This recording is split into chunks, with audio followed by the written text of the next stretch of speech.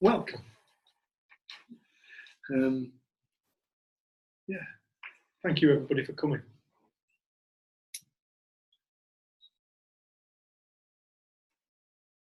It's really nice. It's really nice to have so many people here, and it's nice to have a couple of new faces as well. Jane and Michelle. Michelle, welcome to the cult.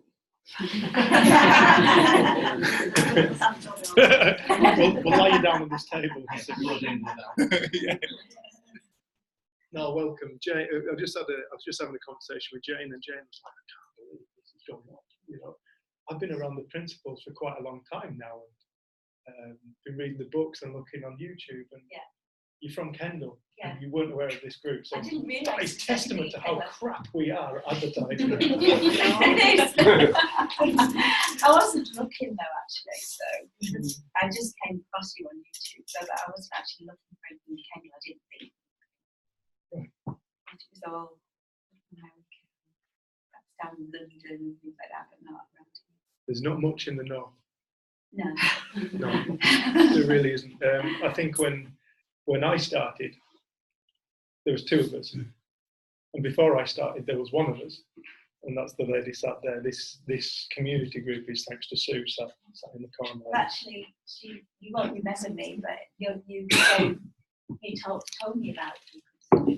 You won't remember me. I brought my daughter to you for counselling, and on my way out, you said something about it, and that made me look into it, and that was years ago. I didn't realise it was you before. I'm sorry. Told you all problems. So do you want to sit at the front? I was just interested in all the problems.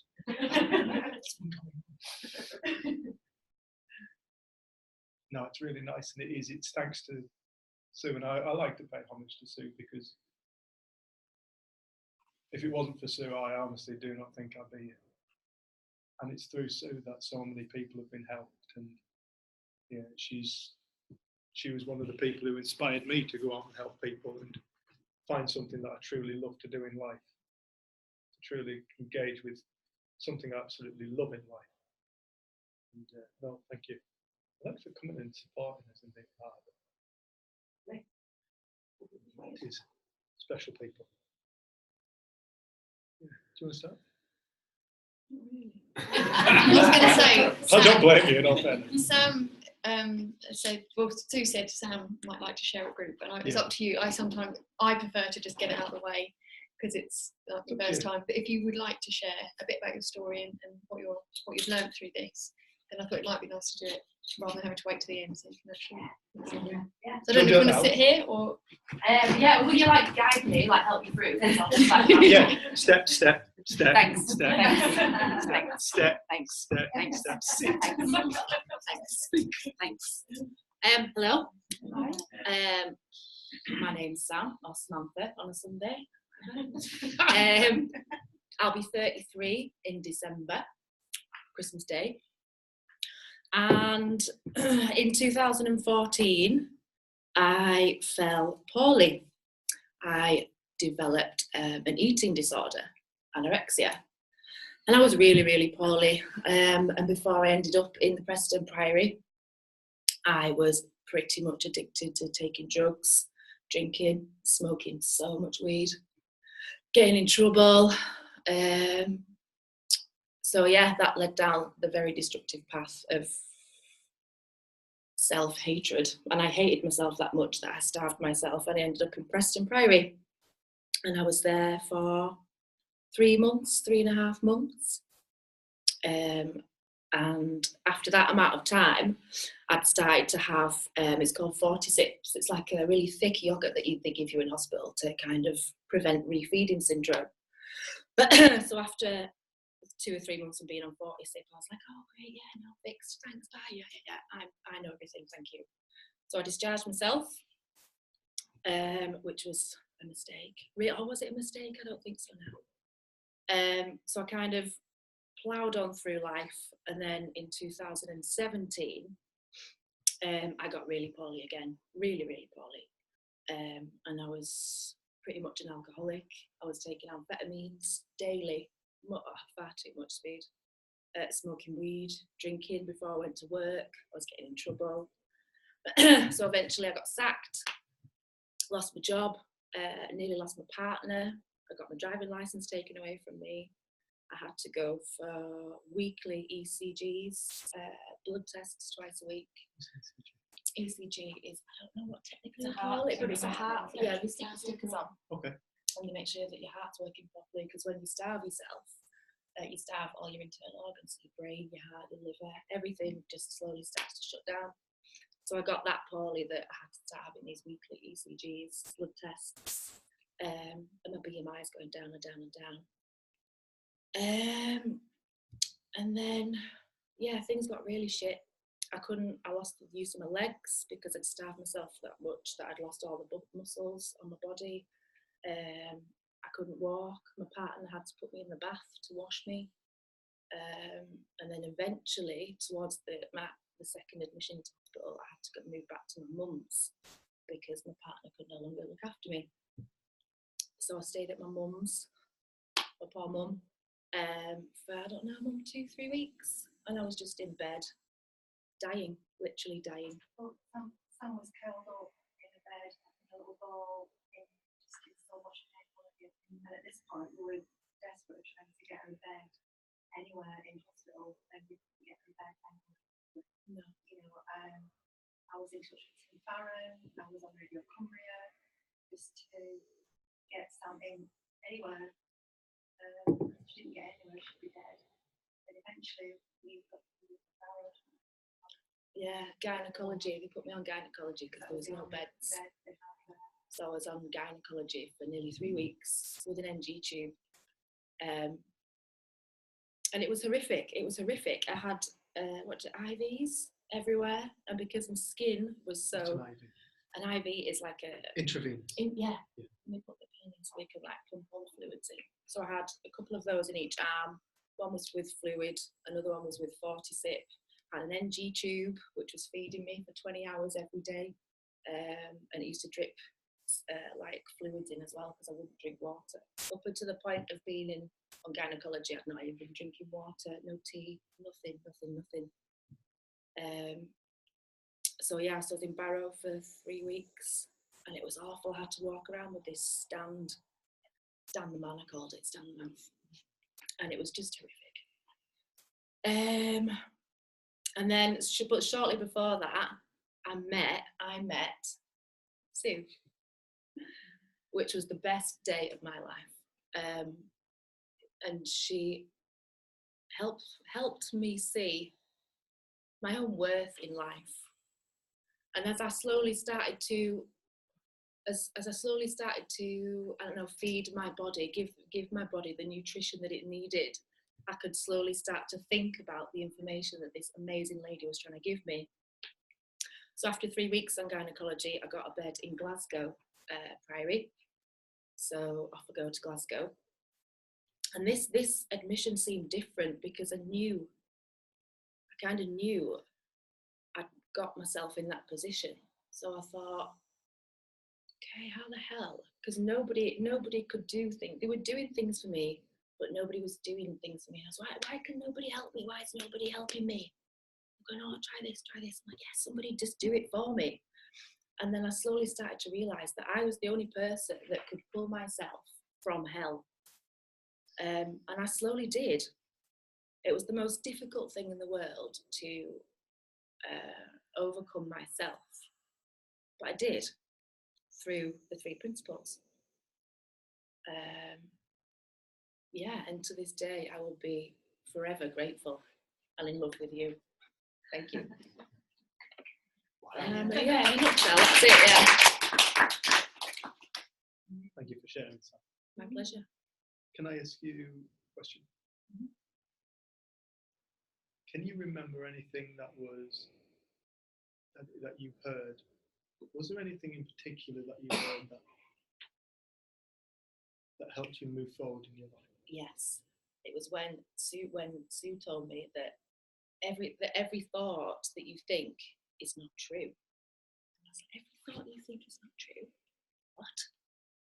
I wish somebody had told me that at school. And that was the one sentence, if I think back, it's the only kind of thing that I remember thinking, Jesus Christ, she's right. Just because I hear it or believe it doesn't mean that it's true, does it? It's very powerful. Yeah. Powerful realization. Yeah. All thoughts are not facts. They're not true. They're just thoughts. That's it. Amazing. And I'd made myself so nearly dead. It got to the point where I was praying to die. I did not want to open my eyes because it was just, I wanted to relieve everybody. Well, I thought I wanted to relieve everybody of my, I just thought I was in the way. I just wanted to just relieve everybody of me. So, I mean, we work with a lot of people here. Most people here just come because they're interested. And I think this is the most beautiful thing about this conversation. You get people who come who are really suffering in life, who are really struggling, and then you get people who are just genuinely interested in life. You get such a broad spectrum of people. But when you see somebody who is struggling, can I ask you, what do you personally see? I see people everywhere wrapped up in their own belief system, and they're living lives like innocently believing things in their own head to be true, and they're not true. So I see people just so wrapped up and confused in their own like worlds of reality, and I just wish to tell everybody it's not true. It's not all true. Gravity's true. I think this is one of the beautiful things of this conversation as well, is it can be quite easy to miss the magnitude of this conversation when Sydney Banks often spoke about how you need to find truth. What we are all looking for is truth. Well, what is truth? When you go in search of truth, what is it? And people would say, Nick, who's not here, God bless him, he said, when you spoke about truth, Dave, he said, I instantly thought Jehovah's Witness. I'm having none of that. Jehovah's Witnesses talk about truth. He said, I'm having none of that. He said, but I realised what we're talking about is truth. It's something fundamental. It's something fact. It can be relied upon. It doesn't go anywhere. It's the same for me as it is for LD. It's the same for Dave. It's the same for Lisa. It's the same for Sam. It's the same for my dog. It's the same for everything. And I think this is the beautiful thing about this. It's because all suffering comes from confusion. And this confusion is simply the buying into the idea that our reality that we perceive is a fact. Like you were describing, that the thoughts that we experience are facts, and therefore reality must be real. And when the world looks shit in our mind, it looks shit outside, because the world is a state of consciousness.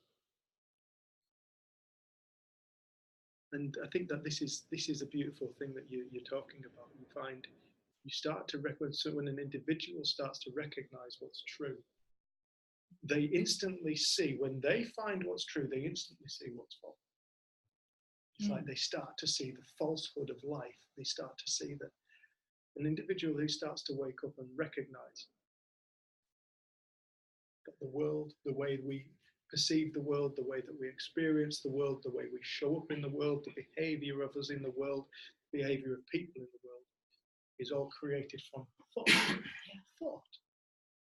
Thought can't be that powerful. Thought's the creative force of life. It's more powerful than anything we can possibly comprehend.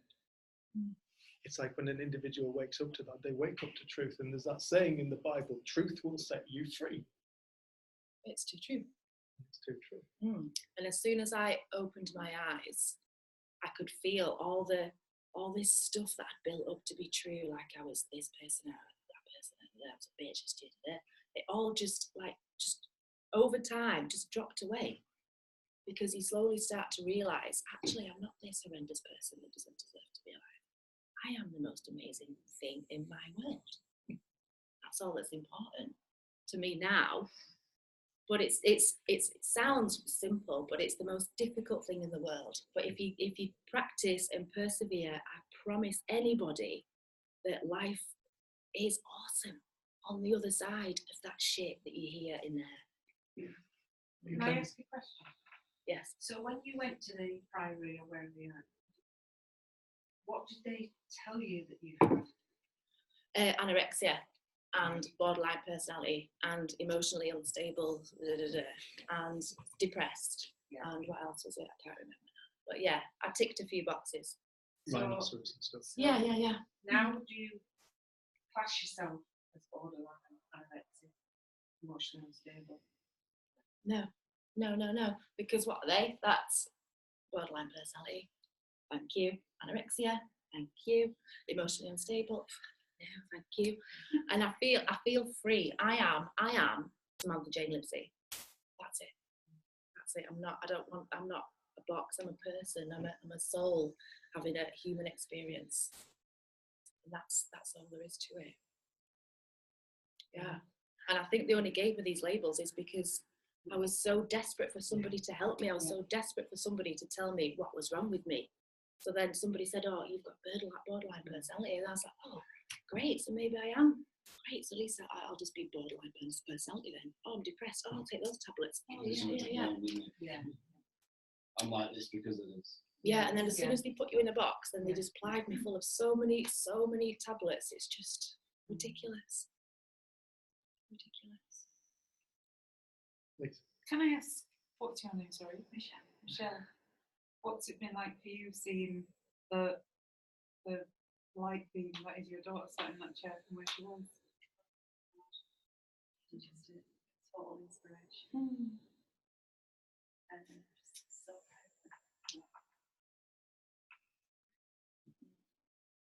See, it's sat there. And I'm so happy that you've done that. Because you start far back. That's the only you can do that. You do it. And then obviously it's nice. Just total inspiration. Total inspiration. Thanks, Mum. Well, enough of it. So you're probably wanting. My mum. I'd love to say I've got every admiration for him because I know what it's like to stand by and see somebody nearly destroying themselves. And as a parent of that person, yeah, you can heave a great big sigh of relief.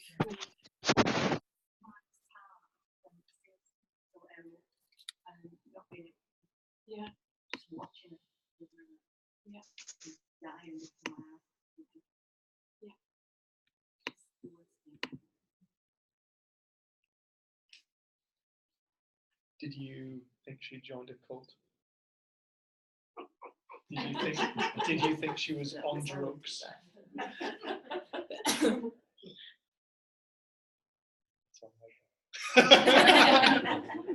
You've been radicalised, you're this, you know. What the hell are you doing being happy? I'm not used to this. Sorry, so sorry. So sorry. Where's the old one gone? Where's the old Dave gone? The really unhappy one that used to smash things up and put holes in doors and get violent and do stupid shit. Where's that Dave gone? Yeah, where's that one gone? I like that one.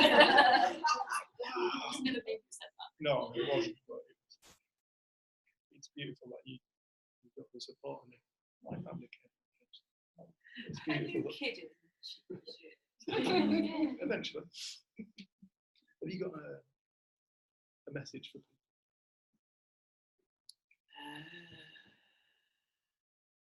Tell you what, scrap that. Scrap.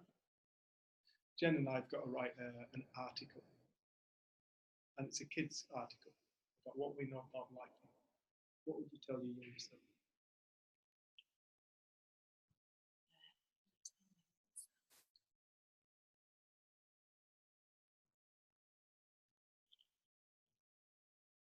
I would tell my younger self to be yourself, trust yourself. And if all you need is love and kindness, and if you have love and kindness for yourself, The world is so beautiful. Surround yourself with people that love you and are kind to you and treat you with respect. And life's just beautiful.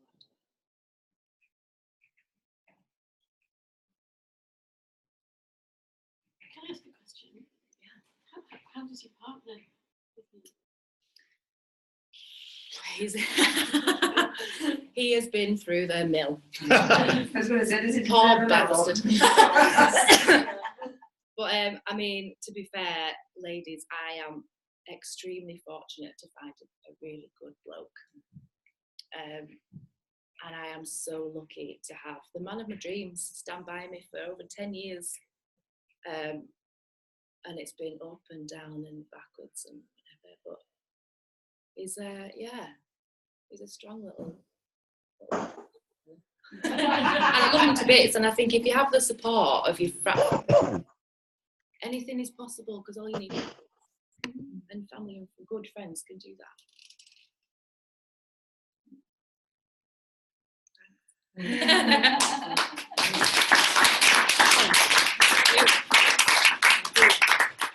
Thank you.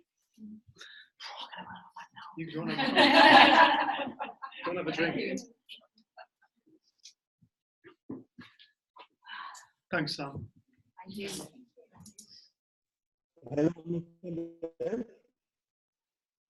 Hello, how are you doing? How are you doing, Mr. T? Dave, Nice to see you. I'm just going to mute you because we've got a room full of people. I'm good, and you? Excellent.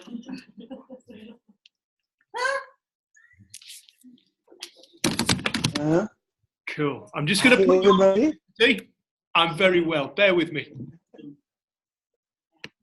Okay. Okay, man. Nice to see you, man.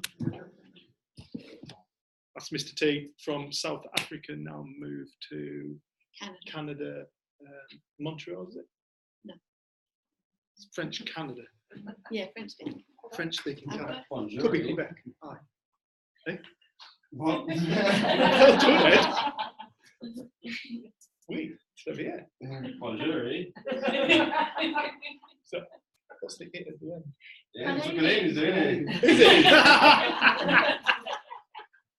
Yeah. Oh, it's nice to have you here, man. Is it? Yeah. Yeah, it is. It really is. It's really special to have you. Okay. Sam, thank you so much, love. My pleasure. So awesome idea. And I think you should write a chapter for this book as well. I think you should write a chapter to this book. I also do anything. I think they want to get it into every single school, and it's people writing a message to their younger self. What would you tell yourself from what you see now? So. You could probably give me a good idea, to be honest. All right. It's been a busy old time, hasn't it? It's good. It's really, really good. It's funny, one of the things we realised is we're crap at Facebook and advertising. We'd said tonight there probably won't be many people there because no one put it out on Facebook once. And then suddenly like the room's filled, and I think we're starting to realise that there seems to be a momentum that happens the more kind of we settle down and share in ways that make sense to us, which is like maybe just texting someone or giving them a call or speaking to someone in the street. Like it isn't, we don't have to do the big online marketing thing. We don't have to try and, it's been like having that off our minds. Been really nice. Yeah. It feels like the groups are suddenly getting bigger again. And it has just been through connecting with people. And it's been really nice. And like, and people telling other people, like, and it has sometimes been really small groups, but then people then go away and share with their friends, like there's something here, there's something in it. So I think, thank you like to everyone who does bring people along. Yeah. And introduce them, because it feels like as soon as we're touched by it, we want other people. Like we get a sense that there is more ease to be had in life, and there's more beauty. And I think, yeah, it's, I don't know, it just feels really nice to have so many people here. It's been a while. And it's that beauty that everybody's looking for. It's like, why do people come to these kind of conversations? Well, it's because they're interested. They're interested, but what is it we're actually looking for? Cake. Cake. It could well be cake. You come for cake, but you find something else. Tin. Decaf coffee. But it is, we're all, everybody in one way or another is in search of something. And they start on this search. I was listening to a talk, I think it was Alan Watts speaking about how the kid sets off looking for this chocolate bar. And then he goes off in search of this chocolate bar and he wants this chocolate bar. Next thing is he gets a bit older, now this chocolate bar has turned into a new car, it's turned into a house, it's turned into a job promotion, it's turned into this. He said, but fundamentally, what that person who's looking for with the job promotion is the same thing that the kid's looking for in the chocolate bar, fulfillment. Fulfillment in life. Happiness and fulfillment and joy. And so then it starts to beg the question, well, if we're all looking for this, where the hell's it gone? What can possibly take away this fulfillment? What the hell can possibly take away this state of joy and happiness? What the hell is it? So then we start looking out into the world and we go, well, you're an arsehole. I don't like where I live anymore. The boss is a bit of a dick. It's like we start looking at things and we start blaming the world for our experience. And before we know it, we're so lost in this, and in this entrenched ideology that completely and utterly blankets the world, that we get so lost and we become so afraid to truly engage with life and to truly live. And I feel like when I listen to Sam, that's what I hear. I hear an individual who has found the capacity for joy and the ability to truly just go out and live. And there is no greater gift on the planet than that. It's like, especially in the Western world, we've become so tied up in material and progress and prosperity and ego. And we forgot what's the most important things in life. We have people who say they want to come and do work with us, but I need to sort all this stuff out first. I need to do all this stuff. I need to sort out all this. I probably won't have time to come and see you, to be honest, because I've got to sort out all this stuff. And I'll drop them a quick text and just say, you really have to get your priorities in order. What's the most important thing in the world? What comes before sanity? Cake. Cake.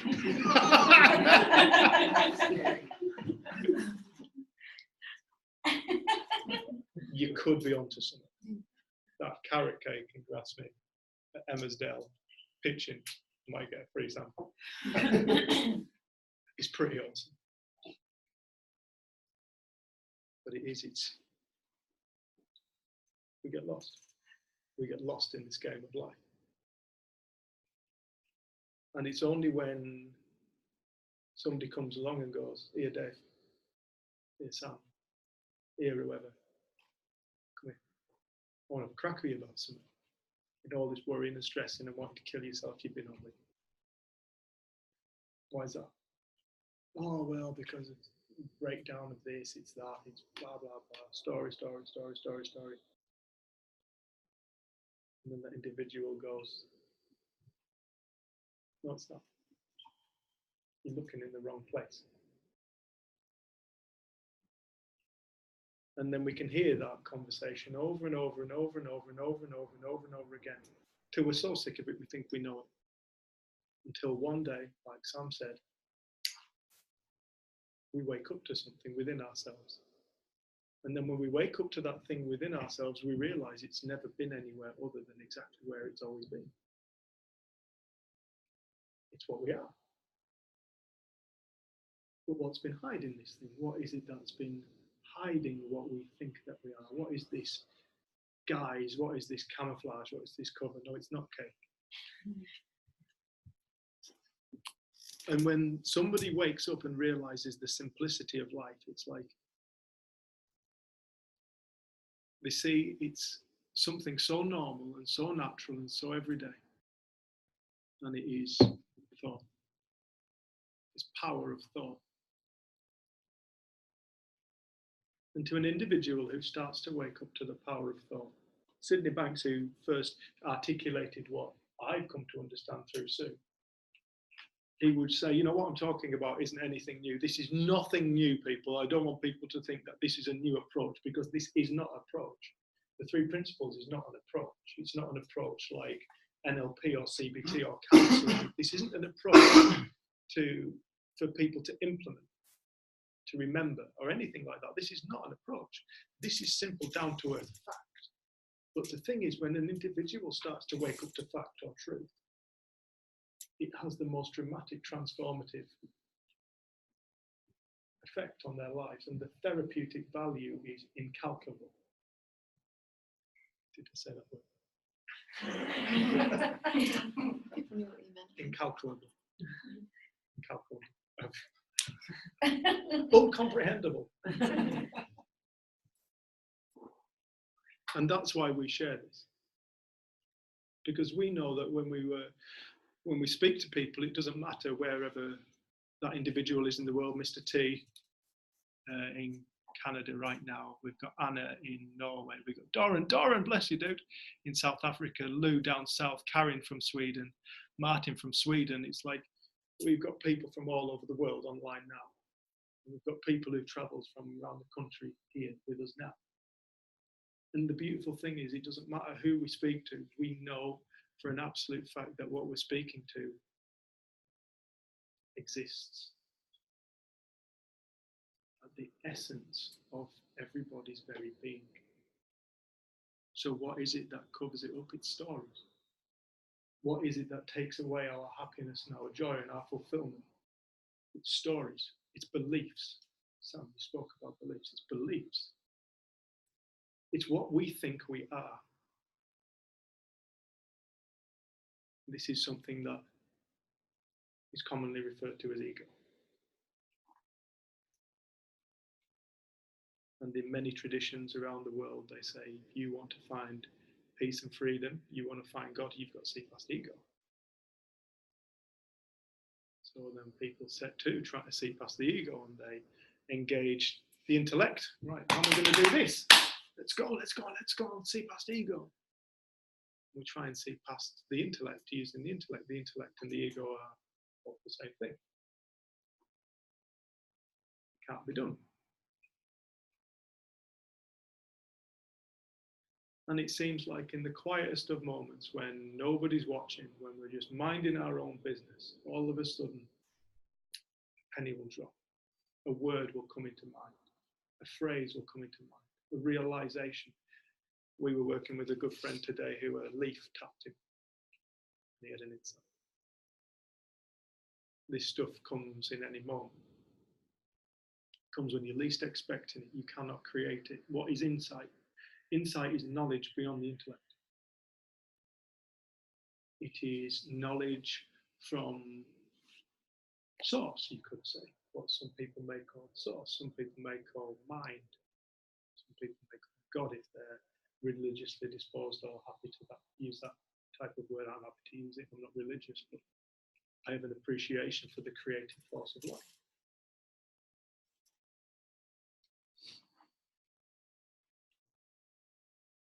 And when an individual starts to gain insight, they start to find something really special about life. They wake up and they start to see that the whole thing's an illusion. Reality is an illusion. This whole universe is a creation of something that we have come to call consciousness. In science, in religion, they call it God. In quantum theory, they call it the quantum field, an energy that exists at the source of the entirety of everything we perceive, think, and feel. Singular thing, singular source, singular quantum field, a singular consciousness, a singular God, one God. And Sydney Banks would say, anybody who gets an insight into consciousness instantly gains an insight into thought or mind. Anybody who gains an insight into mind instantly gains an insight into consciousness and thought. And anybody who gains an insight into thought instantly gains insight into consciousness and mind. I hope I got that the right way around. You know what I mean? He said, because they're all the same thing. When Sid spoke of mind, he spoke about an intelligence that exists, that is coursing through every single what appears to be physical thing in this universe. Everything is created from knowledge, he would say. What is the universe? It's pure knowledge. What is God? It's pure knowledge. What is mind? It's God. What is thought? It's God. What is consciousness? It's God. It's this creative force. Pure creation. Pure creation. Creating right now in, I think it's 18 people sat in this room, 20 including ourselves. 6 or 7 people online. Coursing through us all right now is this singular force creating an experience that looks for all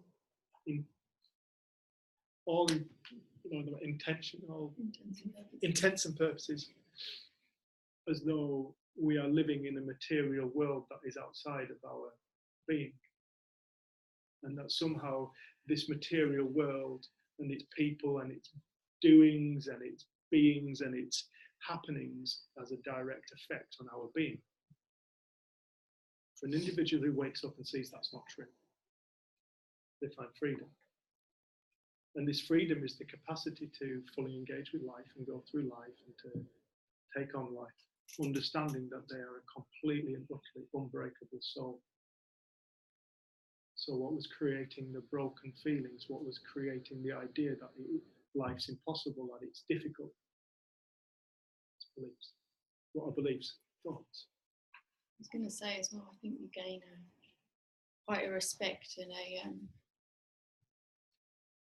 what it creates looks and feels so real. Like, I feel like I've been around this quite a long time, and that initial wake up was amazing. And I thought like I'd kind of got life sussed and I was good to go, and I was good to go. But like I've got so lost again in the creations of the mind and not seen it, and been like, oh God, that's thought too. Like, and then create another whole persona, and it was a healthier persona than the one before, but it was still a creation. And then I got attached to it and I've defended it, and it's been quite a humbling journey, because I think we learn about that, we hear the truth of something and it resonates so strongly, you almost think, I could never not experience it. I could never forget it. Like, remember and then forget, and remember and forget. But it's like there's a knowing that's always there. So I never went back in terms of where I was before knowing this. There'd always be a sense of maybe this isn't quite true, maybe a slight skepticism of what I thought. But I've got lost in all kinds of creations, and I think it's allowed me to have more and more love and compassion and understanding for people, because I know that when thought created reality, it comes through me, it looks and feels totally real. And until I wake up to it, that is my experience. And I think it allows you to see people go in and out of all of that with less judgment. And I think you spoke about it last group. It's like you just can't judge people anymore, because you're like, whoa, this kind of magic creative force of life is phenomenal. It's beyond, like, it looks like I'm a separate being walking around. I don't always see one. It's like I can say I've had a sense of this incredible power, but do I see it on a day-to-day basis? Like, I have moments, but the rest of the time and I don't see my own beliefs. I don't see the limiting beliefs sometimes that I live out of, but you get more and more okay with that and recognise there's always more to be seen and to learn, and more falling away. And I think just that respect for that, because I know that I then felt quite judgmental of myself when I then got lost. I'm supposed to know something, these principles are supposed to have sorted me out, but I've got it wrong, or maybe they're not true. And I think it's been quite nice just to see that for what it is. It's like, no, we're human beings living here, having experience, and I can still get really frustrated and angry at something that looks like in the world it's making me feel. And it really wasn't that. I put it to you last week. I was like, is that all in my head? I apologise. But it's like that gentleness you can gain for yourself. This isn't any kind of perfection model, seeing it all the time.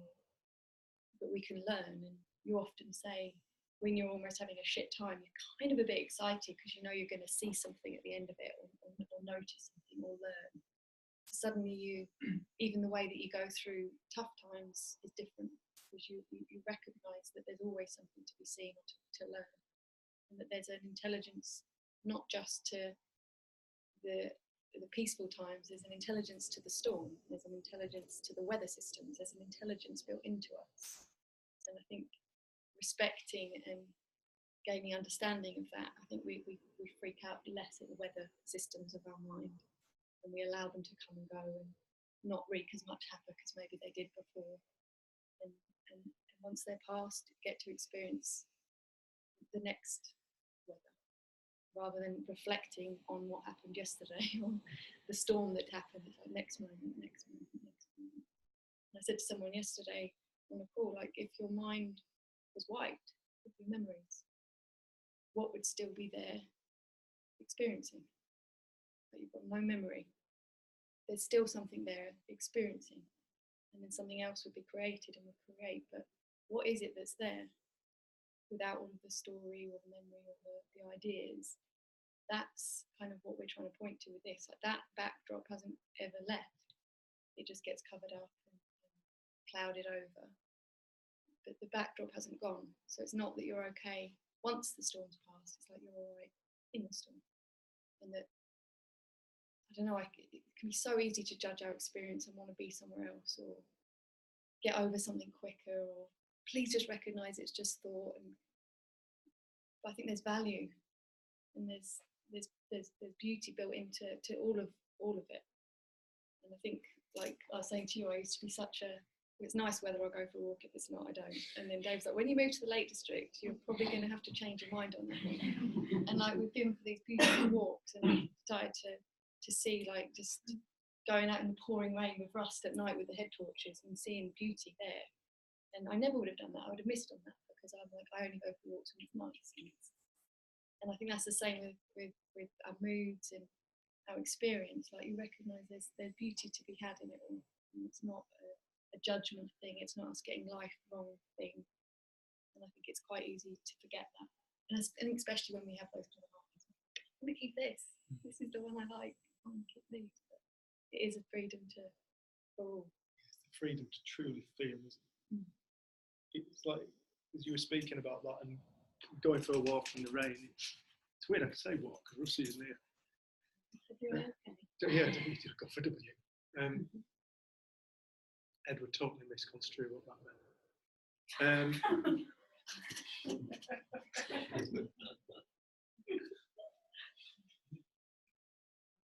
I've put myself up now. I've got two terrible images in my head.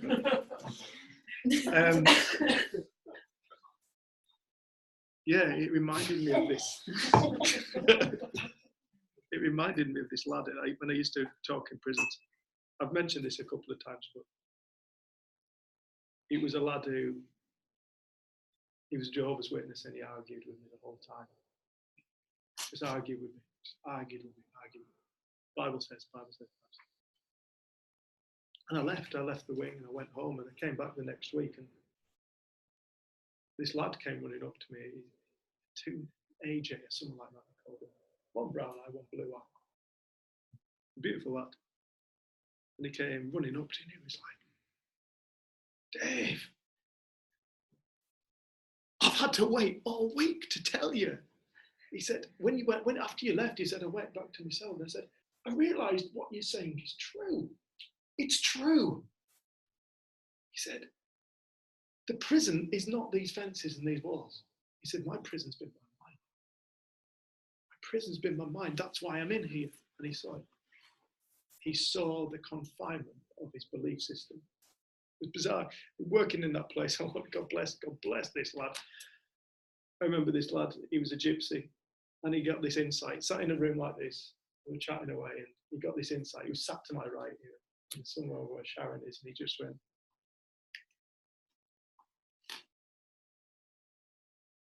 just because I'm a gypsy doesn't mean I have to steal things. No, it doesn't. No, but you don't understand. You don't understand. I don't have to break the law. And we were like, no. I mean, to us, it's in our reality in that moment, it was like so frigging obvious. But in this man's reality, it was the most liberating realization, most liberating thought inside. I don't have to break the law. I don't have to keep coming to prison. I've been coming to Can you prison. speak up a little bit? Sorry, I've been coming to prison for so many years. I've been in and out of prison. I don't have to do that anymore. And now this lad, he does talks on iHeart and stuff like that. He speaks about his. iHeart's like a curriculum that goes into schools, Sorry, yeah. and there's a video of him speaking, and he speaks at conferences. and It's stuff. such a beautiful. I love that fella. But you see how it's so obvious. To one person's reality, you'd look at that man and go, why the hell are you breaking the law? But in that man's reality, he cannot do anything other because he cannot see anything other than what he believes. And that's the same for all of us. We literally see what we believe, and that will be the reality we encounter. That will be how the world feels. It'll be how people feel. It will be how everything looks. And for that individual, his ego broke down in that moment. His belief shattered in that moment. What is the ego? Beliefs. Ideas that we think are true and real. What is the ego? It's a ball of thoughts. What is it that we've got to see past? The moment our mind quietens down, our ego steps back anyway. There's nothing to see past. But in that moment, that man's ego shattered.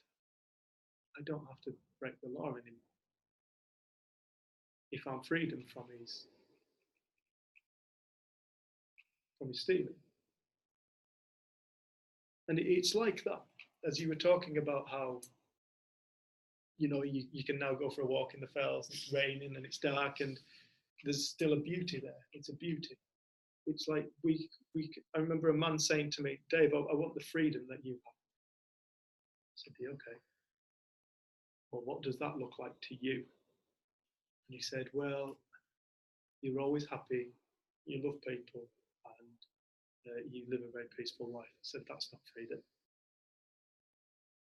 That's not freedom, mate. It's also not true, but that's not freedom. That's confinement. You want your life, you expect your life to be permanently in this spectrum of experience. So the moment as I was talking to somebody today, yesterday, I was describing it as like we're in a field. I think it's because I was looking out the front window. We're in a field, and so long as I stay in this field of happiness, then I'm safe. I'm safe in this field of happiness. Heaven forbid I should climb over the wall into the field of fear. So people undergo the experience of being so frigging terrified of the next field. I can't go into those feeling states. I can't go into those feeling states. I can't climb over that wall. I'm not saying this is a fact, this isn't the truth, but this is just an observation. For the individuals who find themselves in the next field, realize there are other fields. And they can climb over the next wall, and what they thought was shit can get even shitter. So guess what? They're still there. They're still there experiencing. And there's something about when we look back at our lives and we look at what every single one of us, I am speaking to, I know I'm speaking to individuals who in their very own way have gone through suffering. I know there's not one single person in this room who hasn't. Because that's life. We experience that. Yet all of us, without having to do anything about it, at some point, we come out of it. The heartbreak, the pain, suffering, at some point we come out of it. We often don't have an appreciation for this fact that life naturally, left alone, changes on its own. It heals itself. But the problem is so many people have become so afraid of their experience. They become afraid of the thought-created nature of life because they don't understand that's what it is. They don't realize. Anybody who realizes it's all thought will truly find freedom. They will find freedom to climb over the walls, to experience the pain, because they know they're all right. Anybody who wakes up and realizes that reality is entirely all thought. How do we prove that? Well, no two people, not even Jenny and I today, came dressed the same. Not even, no two of us, I'm guessing, on the same colour car and the same shape and model. Ed, I'm really glad I don't find you as attractive as your future wife does. You know, it's like, just saying. But we all see different in the world. Some people find Ed attractive, some people don't. These people, come on. All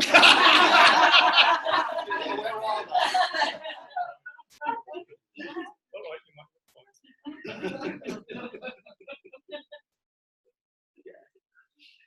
Some of us like getting up at 6 o'clock in the morning and going to yoga and swimming in the river. Some of us really don't. Some of us like pie and mash. Some of us hate. Some of us really like raw food. Some of us can't stand raw. But you start to see that we all see a different world. We literally see a different world to one another. And we all think that there is a true reality to which we measure everybody against. We think there's such a thing as a normal, right? And this is how we measure kids. This is how all the kids end up nowadays, as being diagnosed with something, because we unwittingly have created this misconception that there is such a thing as a normal human being. 7.7 billion human beings on Earth.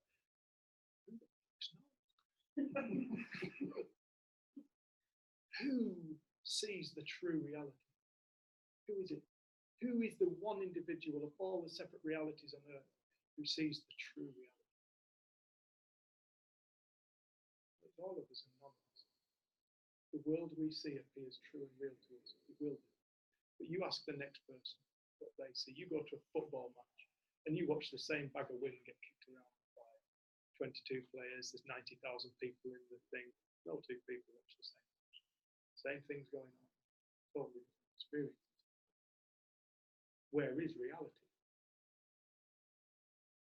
When we mistakenly believe it's outside of consciousness, outside of thought, we will feel like total victims to the world.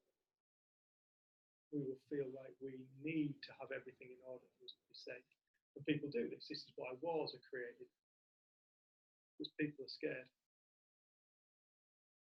People are scared of people. People are scared of not having enough. People are scared of not having control. They're scared of external things. When an individual wakes up and realizes the entire game is a game of thought, they realize, oh, so it's fear. Fear is thought. Thought and fear are the same time, same thing. The two are one. And when people start to wake up to the nature of thought, all these dualities collapse because thought is taught. Power of thought is an infinite field. It's infinite thing. You can never, ever, ever, ever, ever, ever, ever, ever. I loved it we got told that in 2020, I think I mentioned this last time, but the US Patent Office got closed down. Okay. 1920, the US Patent Office got closed down because they thought that they had invented everything that could possibly be invented. They shut it down. And then along came quantum theory and opened up a whole new thing. Look at it now. Patents being filed left, right, and centre. Why? Because the power of thought always brings new creative ideas.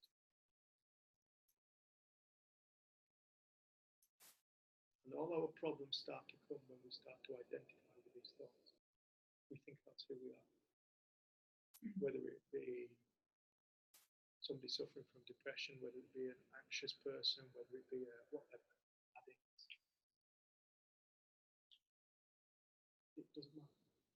always good. No, what we call mental illness can be experienced without thought. But neither can happiness and joy. Power of thought is the most phenomenal. I remember the best question I've ever been asked in my life. I don't even really think he realised how good a question it was. But what is thought? What is it? I ask that to people, and people will go, it's the firing of a neuron within the brain. It's the redirecting of neurological bridges and all this kind of stuff. And then I'll ask the individual, okay, what's telling that neuron? What's telling that neuron to fire? What's the intelligence that's telling the neuron to fire? You see that we in the West, we've studied the material world till we're blue in the face, to come to the conclusion that we don't know anything about it. What is it made of? What's the material world made of? Well, it's made of nothing. Get your head around that. Get your head around that. The whole world is made of, when you really look closely, nothing. It's all a divine dream. It's all a divine state of consciousness. What is consciousness? It's no thing, nothing, no thing. But no thing is everything.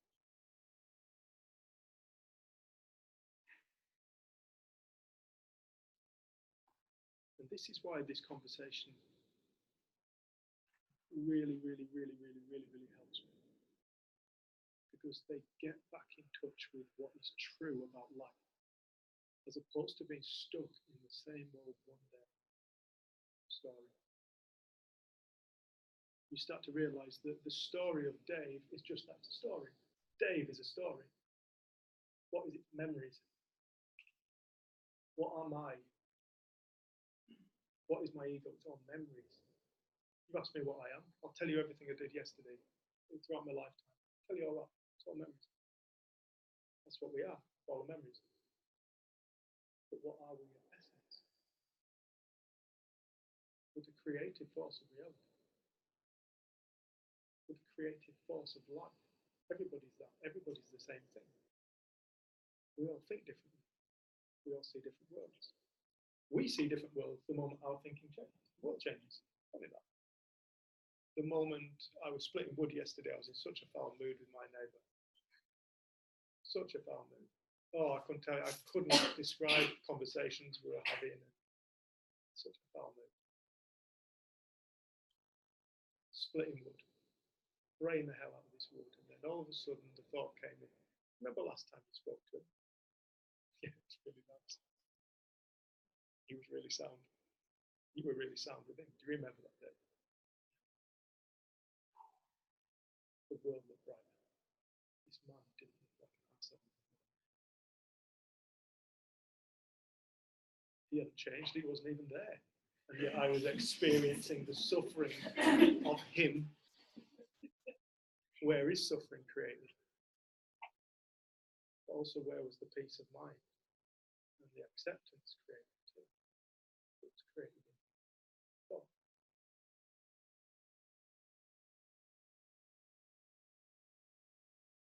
Yeah, this isn't an anesthetic. People are looking for anesthetics in life. I only want to stay in the front field. Please, God. I want the freedom of just being in this front field. I want that freedom, total freedom. But true freedom lies in understanding. It doesn't lie in what we think. What we think is going to change. And I'm the first person to hold my hand up and say, I would not dare tell anybody in here my worst thoughts because of the judgment that I would feel I would get. But I know that everybody has the same thing. We all have fucking thoughts that we're not proud of. But it doesn't mean anything about us. It doesn't make us who we are. Because we're not our thoughts. We are not our thoughts. Thoughts are not truth. But we are. We're made of it. to get eyes for that. Allows us to climb over the walls, allows us to feel, allows us to learn. We go through life, we make mistakes, we learn.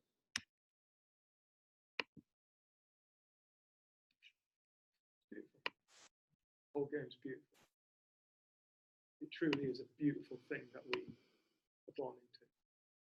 It's this dynamic, phenomenal, emotional roller coaster we call life. And when we start to gain a respect for the inside nature of it, there is no outside of consciousness. There is no outside of the experience that we experience. Everything is an experience of consciousness. There's no outside of it. You cannot step outside. Speak up. Everyone can't hear. You cannot step outside of experience.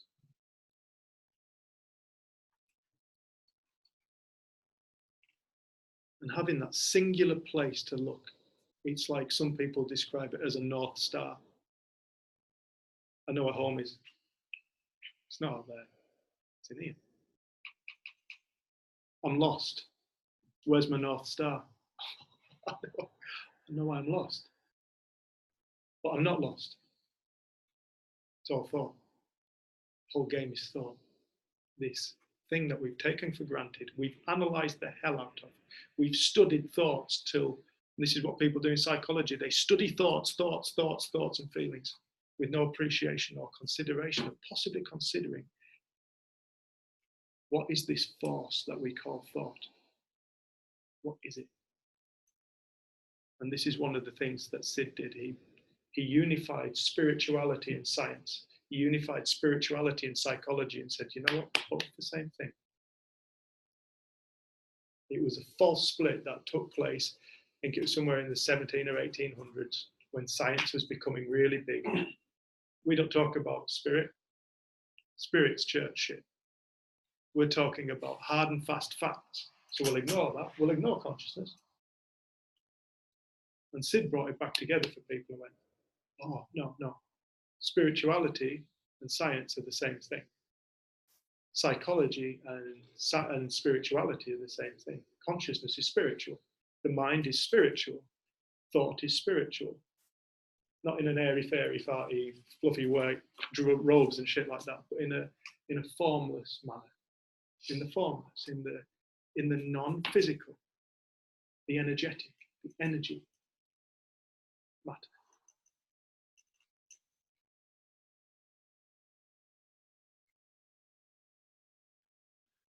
We're going to have a break. We'll come back in Just after 20 past. Just after 20 past. No one's been able to hear. But Oh, I think I'm sorry. I've adjusted the volume a bit.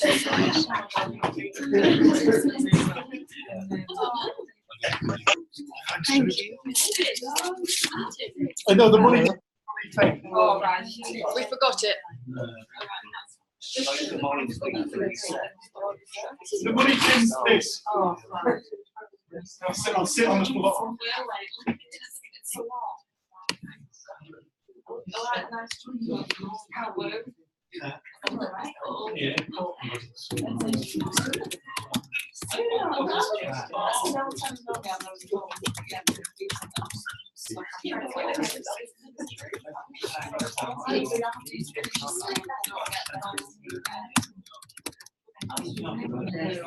I would think it's like extreme gratitude for life.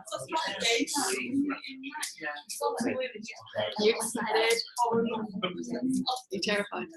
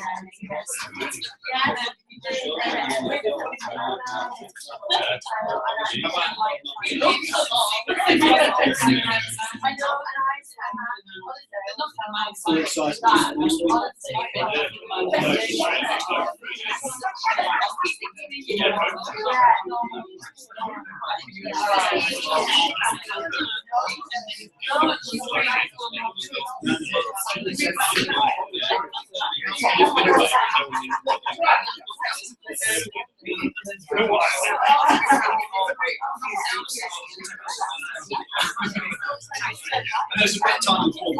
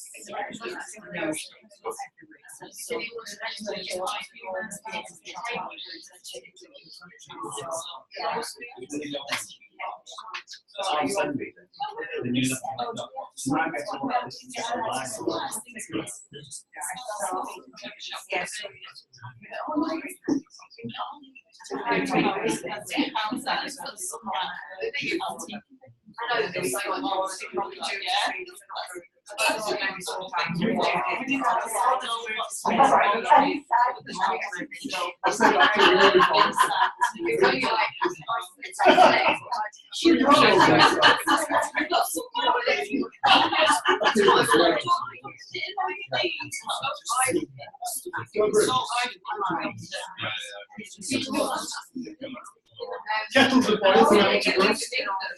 Hey, thanks for coming, LD.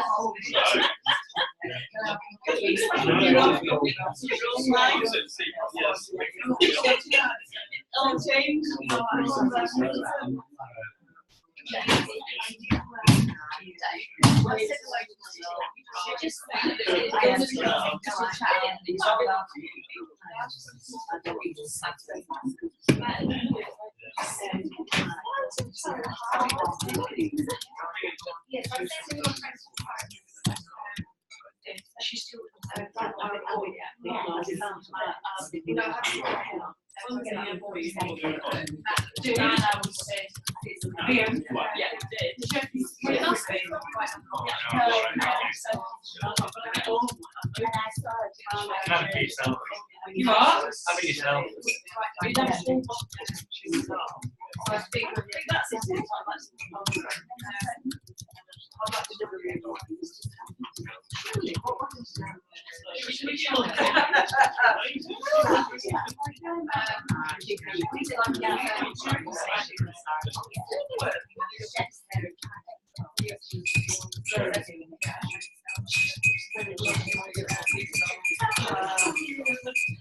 Who's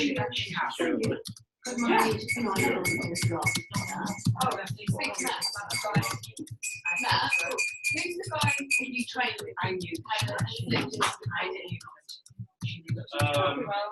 I was the same. Like the late round.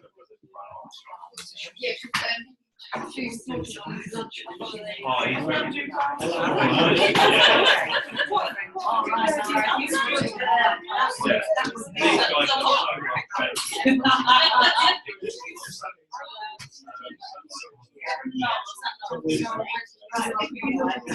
yeah, there's too much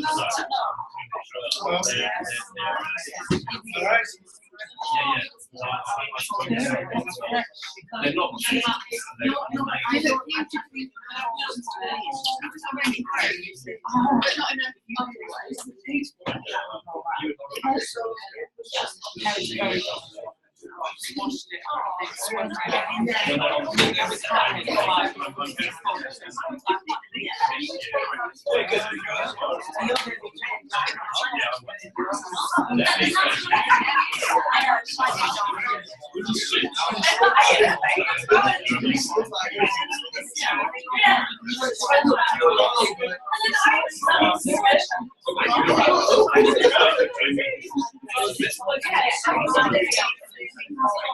Still recording. Okay.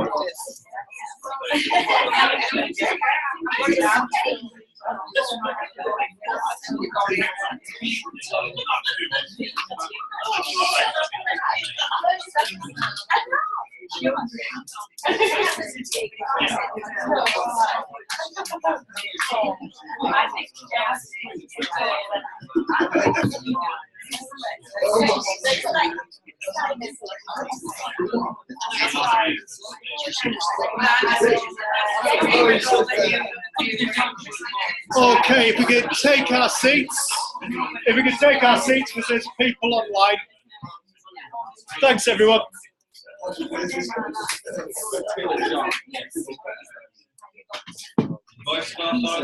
Did you hear it? You've not quite got. My dad's got this. My dad will just stand in front of the room, sit at the front of the room with my own kids, and for some reason it's like the room will just go quiet. Like he's got this presence where people know. I'm like, we've got no authority whatsoever. We can't control the room.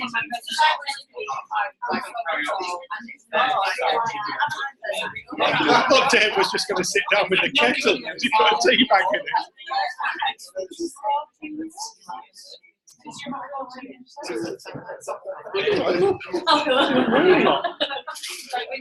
Where's my family? My family. It's usually my family that's most of the room. Okay, so who are we waiting on to come back in the room? So Lisa, you know, who's my mum, and Dave's there. Steve Gunnar.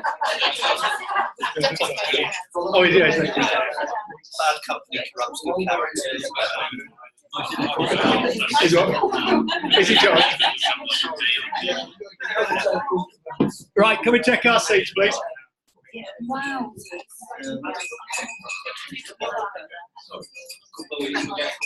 Herding cats. Trying to herd a shoal of fish with their own minds. Fish up their own minds. Half a pint. Vodka. I told you, come back.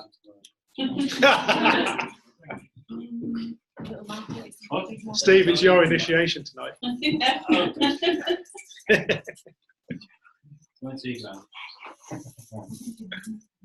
Hey, that would be good. I've never thought about that. I have been thinking about it. You have been thinking.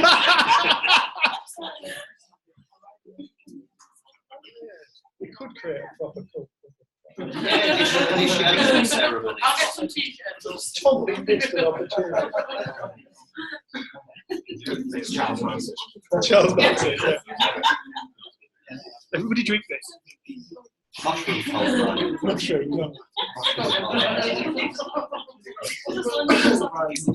All right. Right, everybody online, thank you very much for joining us again. Okay. Oh, it's a nice turnout online as well. Right, so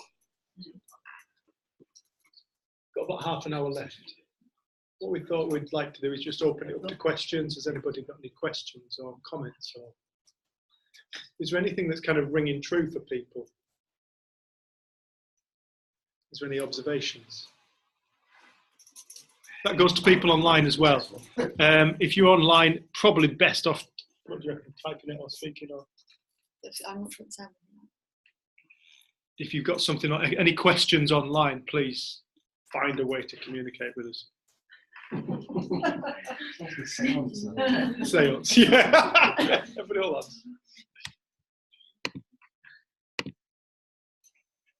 Yeah, Sam, when you said it was like you had this revelation and then it was really difficult after that, that it was simple to grasp it, but it was difficult. What was difficult and how did you go about getting to where you are now?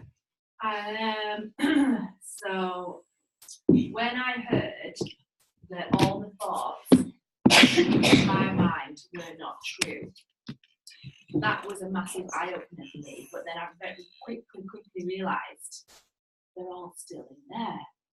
So I knew now that this wasn't true, but my head was still full of shit.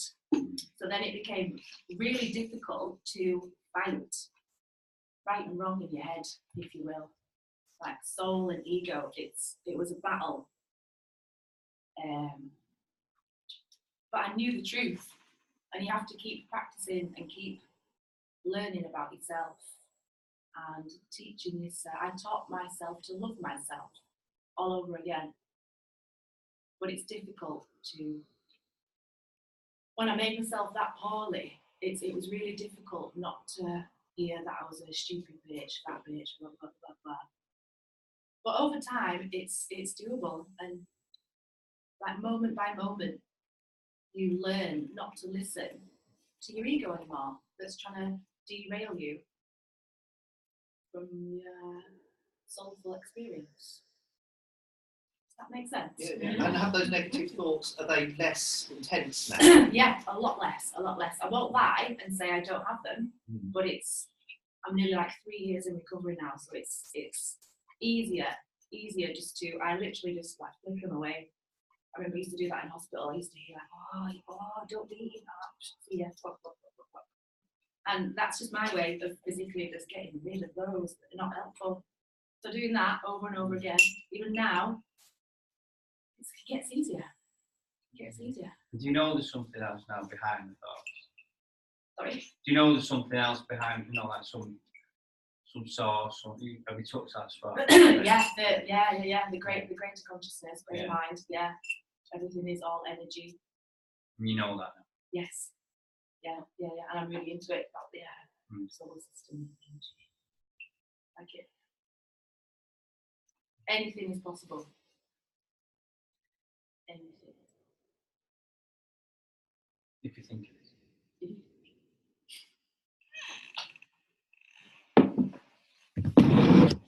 is. Sorry, Anna. Anna doesn't like it when we move the box.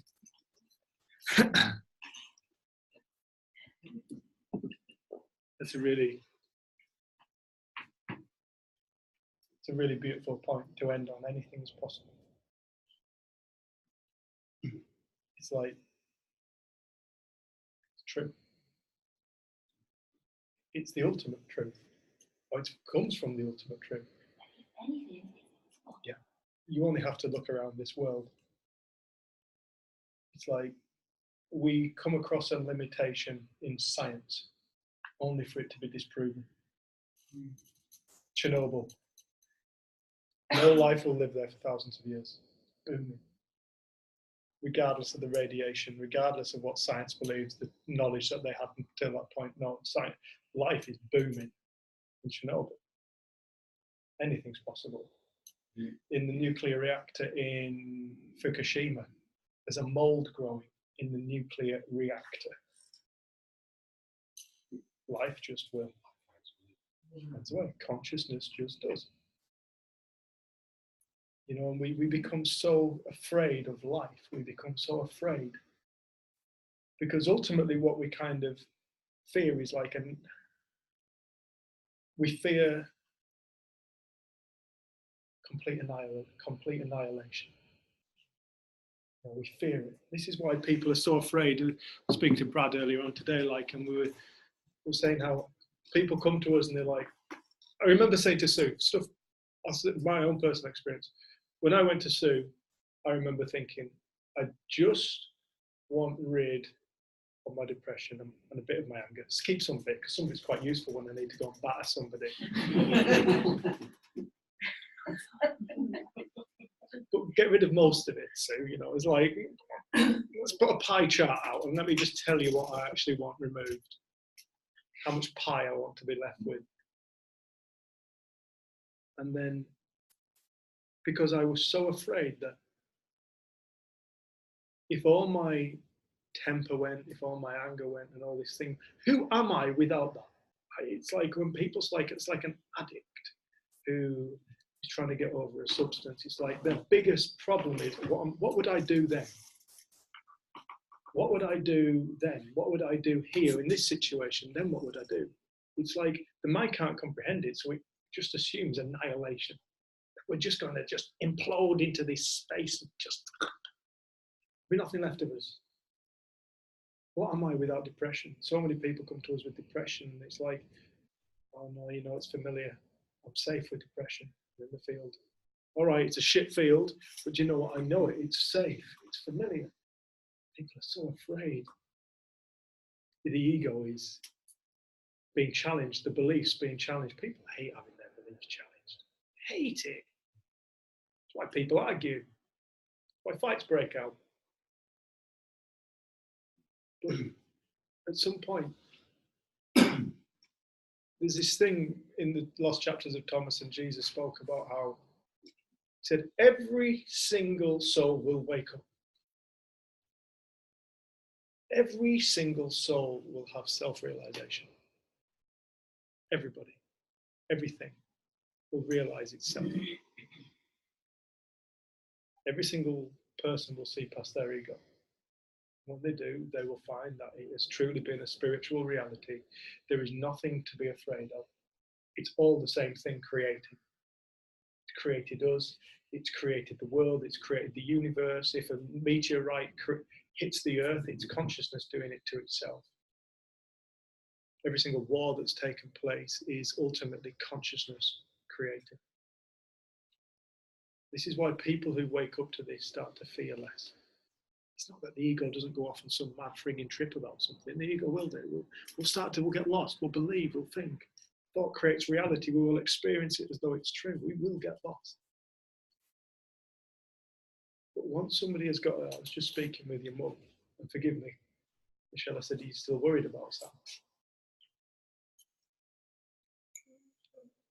No, not really. Good, you don't need to. It's not that Sam won't go off on some mad trips from now and again. Go off on some mad ones like. But once you know, you know. And I often describe it as being like, you can go like those people we met on the John Muir Trail who had walked on the day they should have caught their flight. They'd walked 20 miles in the wrong bloody direction. And we met on top of Onion Pass and they were so pissed off. So they had to walk 20 miles back. They missed the flight. Thankfully, the mind doesn't work like that. It's not bound by time or distance or how long we have suffered or how long we have believed this for. The mind simply works in the moment. And anything is possible in the moment. Anything is possible in thought. Anything is possible in mind. So in spite of having suffered for countless years, one realization later, shit, what I think isn't necessarily true. That collapsed years worth of suffering in a moment. One insight showed you a brand new potential, and the world looks different. You look different. That is absolute testament to the fact that reality is a state of consciousness. Because the moment our consciousness changes, by a thought, however you want to describe it. The moment thought changes, the moment insight occurs, the world looks different, we look different. And we see this day to day. Sometimes we get up out of bed. Yesterday I got out of bed in a really shit mood. I went to bed in a really good mood. None of the things I was stressing about happened. It was just, we go in and out of these states of being. And as our mood changes, so does the world. It's like everything looks lighter, things are more possible and easier. Life just becomes easier, and then we get confined again. The beautiful thing is to understand there's nothing wrong with us when we get confined. Broken, we're not damaged. There's nothing to be afraid of. It doesn't feel nice. It's true, it really doesn't feel nice. It feels horrible. But it's not broken, it's not damaged, it's not life doing life wrong. And when people start to understand that, they become less afraid of experience. You know, whether it's the experience of suffering or it's the experience of pure joy, it's experience. It's reality. It's the experience of a reality in that moment. And when people start to wake up to the nature of thought, the nature of consciousness, they fear their experience left. And that individual can truly engage. They can go in all the fields. They can open up the gates to the fields, and they are not scared to experience. Like the man who said, I want your freedom, Dave. Happiness and joy all the time. That's not freedom. Freedom is the gift of the full engagement of life. It just so happens that when people start to fear life less, they experience more joy. It's just the most logical thing. When we fear life less, we naturally experience more joy. The thing we were looking for in the first place, by shutting the gate to that field. The moment we embrace it, we experience more joy. It's the most counterintuitive thing. It's what we're taught not to do in psychology and all this thing, all these kind of approaches. But when people fear their experience less, they naturally experience more love. And that's what people are looking for in the first place.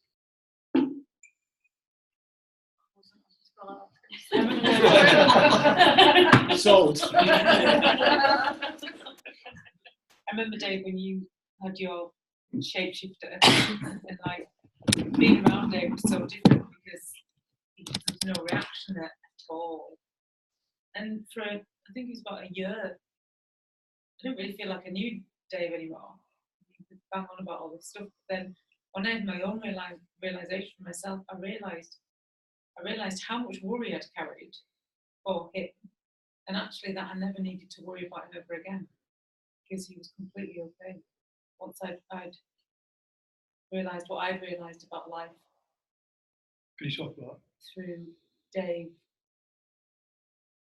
Yeah, I mean, Dave took me to see which bit. Neither. I asked Sue out on a date and she turned me down. Oh, no, I didn't. No, I was going to ask Sue out because I thought I got it for you, and I thought, I'll take it for you. Forget it. Carry on. You didn't turn me down. You never turned me down. I think just like when somebody's suffering in your family, it is a natural place to be like, I just want to take that suffering away from them. And when Dave completely changed to be like daytime, nighttime changed completely. I actually didn't really know him anymore. Didn't really know who he was anymore. Weird place. And because I was still caught in the idea, or the person that I knew had actually kind of fled the building a bit. They'd kind of left the scene, and there's this kind of new, fresh person stood there, which I didn't really understand very much when I've been having a shit day at work, and he's coming in and telling me that it's just my thinking. And I'm like, doing it for I learned quite quickly that's not the most useful thing to say. And to be honest, like Dave said before, like this has been said before, I've been blessed with enjoying most of life and stuff happens, and where I think I breezed some stuff. But what I love about it is that once when I was having a really crap time a few years ago, Dave once just came down on top of me and he looked at me and he went, "Destruction comes creation, Liz. It just does." And the beauty of like Dave's experience of life, that was like, it wasn't just that dark field, that dark field, that dark field, it was that down the tunnel, along the ground, maybe go down a little bit further and then maybe, that's how it felt, watching it unfold. But then what grew out of Dave's experience, which is what's so magic about this, is that what he understood, I don't know how, I do know how I ended up at that place in Manchester that day. Dave bought me a ticket to see Dick and Betty talk in Manchester, and I wasn't going to go.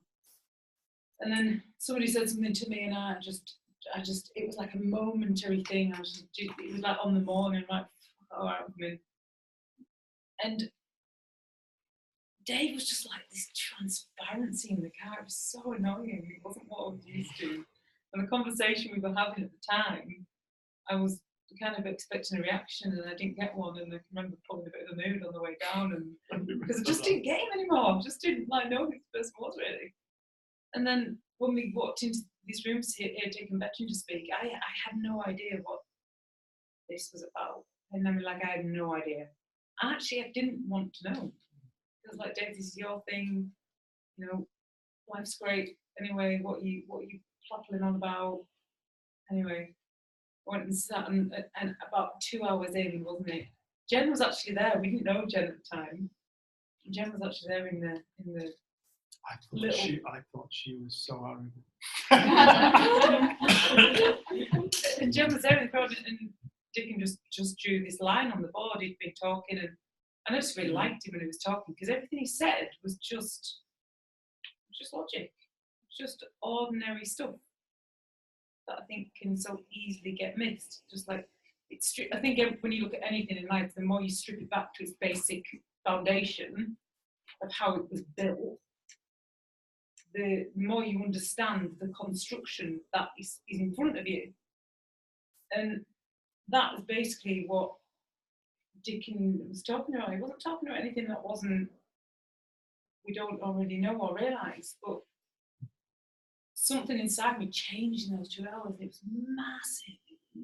It was so big, I would struggle to really have the words to put to it. It's phenomenal. But beauty of what happened was it allowed me to understand that it freed me from the worry I had from Dave, because I knew that Dave and I had touched a similar saying, whatever place, we touched this stone. And it was like we fell into this little bubble, didn't we? It was just like with Dave, we're like, it's just this beautiful, like, I don't know, thing. But from that one thing you said to me, from destruction comes creation, it just is what sometimes looks like the darkest, worst time. When you look back at what grows from those places and what ekes out. So through Dave going to that place to meet and Sue, it kind of eked out through our family, through our friends, through the community, and the freedom that like our customers at work. Our customers at work, they come back. My dad hardly ever comes to group. Come back and they go, God, your dad's a nice guy. He said something to me today that was just really, really lovely. Because he found something in himself with like a shed, and but stuff just started to just naturally drop away because what he was surrounded with was just logical truth, just the true essence of. It's all the true essence of life, but all of it. None of it is wasted. It all just is. All perfect. But like when you know how something works and it starts to break down and get a bit temperamental, you can go back to the foundation and see and feel your way up it and see what's going on with it. I remember. I think that's what I saw, was that I saw how how everything operates.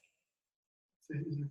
It's like when you Even if it's when in you- human form or bird form or plant form or sky form or star form or planet form or whatever. That was one of the things about looking at the universe, how looking at from an observatory, looking at the universes, and there was this exploding universe. See, because they had different photographs of it, and they were saying that it explodes and dies, and then it's reborn again, just like all life is reborn again, and that just sort of did something in my head. Of course, nothing ever dies; it only goes back to what it's been, and then it's recreated into something else. I thought, that'll do. it's one of the first rules of physics. You cannot destroy energy, you can only change its form. You cannot create it, you cannot destroy it, you can only change its form. And that's what everything is, that's what consciousness is, that's what we are. You know, we look at life and we place such value on certain things, and that's beautiful. But on a universal level, there's no value. It's like the universe creates life and it takes life. To it, it's not a problem. It's not a thing. It's just an expression of consciousness. Life and death are just expressions of consciousness. It is the same. Like one of the things I had a realization fairly recently, and I just saw that the whole thing is a game of those bar magnets that you get at school, and you've got a North Pole and a South Pole. And I had a big insight, and I walked in with Matt Lees and Jen. I walked in, I sat outside, and I just had this massive revelation. Holy shit, you worry about people a lot. You really need everybody to be all right, don't you, Dave? Hit me like a ton of bricks.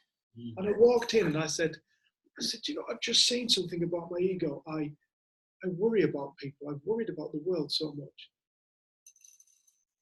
Matt just took one look at me and went, they don't care. And in that moment, it was like an experience of seeing a bar magnet with a North Pole and a South Pole, two polar opposite poles, worry and care. The two expressions of the same thing. And then you look at the whole of the universe, you see it's two expressions. That's the duality of life that we experience. We experience happiness and sadness, love and fear. You've got light and dark. You've got birth and death. But there is no duality in the creative force that creates it.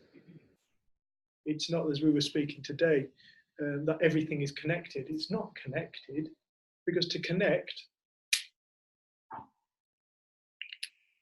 would be to suggest that there are two things to come together. There's not two things to come together. There's a singular thing.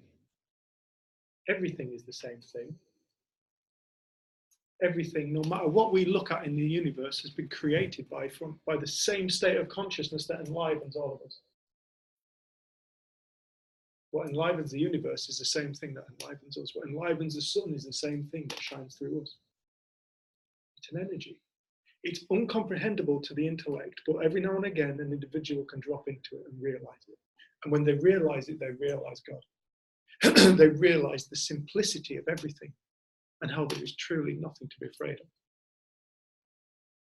Not even death.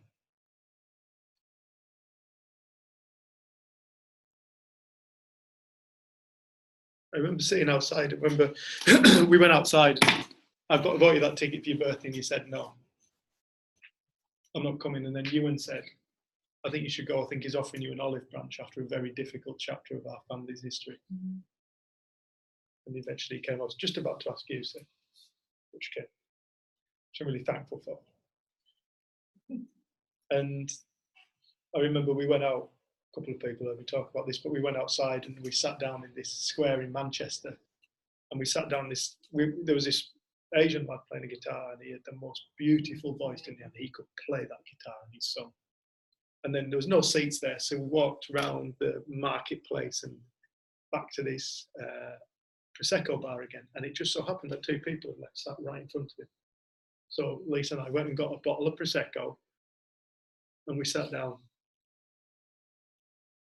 I remember saying to you before, I said, I thought to myself, this is either going to be the most amazing thing or it's going to be a fucking nightmare. You were either going to love this or you were going to hate it. And if you hate it, this could be really bad. But I remember just sitting down with you. And the sun, I remember the sun bouncing off the big glass buildings and just illuminating us and warming us. And then we were listening to this lad sing. And I just remember Lise just got hold of my hand. And I looked at her and she was crying her eyes out. What's wrong? And she was like, I think I've just never felt so amazing in all my life. I said, happy birthday. It was like the best we could do. I said, if you gain insight into what you come to listen to, it will be the greatest gift you ever receive. It truly will. Because it's the gift of freedom. It's the gift of love. It's the gift of acceptance. It's the gift of forgiveness. It's the gift of all the beautiful things that make our life easier in this earthly existence as a human being. You get to go and play. You get to stop ringing me up when you go for a run and there's a car park there. Oh, you've got to come and save me. You've got to come and save me. There's a car there. They're going to kidnap me. They're going to rape me. They're going to do this. They're going to... Yeah, that was then, my life. And then she packs a bag and goes travelling around the world on her own, walking through jungles on your own. Just freedom. Totally. Totally. Freedom. And it was simply through insight. What was it? Sorry. Said, was there something specific that he said? Yeah. It was. It's like you've thrown a sledgehammer at my head. So he was talking about like the forms. Can you speak to the thing as well? And like about how things go from nowhere comes everything. Yeah. And he's talking about formless and the form. And how that we are a cellular construction and how we didn't exist and then we do, and that all our cells go together, and that our cells are the same as a dog or a cat or a giraffe or a snake or a spider, whatever. With the exact same construction, if you break us down, we're all made of the same stuff, no matter what it is. And he was talking about, like, basically, calling Mum's phrase, I love it, what puts the order in the chaos and what creates everything of nothing and stuff. And he drew this dotted line like this from here. This was something that Sydney Banks had shown them. Mm-hmm. This was a diagram that Sydney Banks had done. But he talked a lot about cells and about how when a baby's born it's this big and then out of nowhere it gets this big and then out of nowhere it's this big and this big and this big. It's got need built into us to live, and he's talking about this formlessness and all this, and then he just went like this. And then we have form. From formlessness comes form. These cells come together and they create a human, and the human gets bigger and they get like. And I was just like, well, yeah. Oh yeah. And that I can honestly say, I can pinpoint it to that was the moment something when I don't know what happened, but just the realization of everything is elementally. It is the same thing, just put together in different form. Okay, women get pregnant with babies, but ultimately that's not what's putting the form together. You know, there's an intelligence behind life that is just life.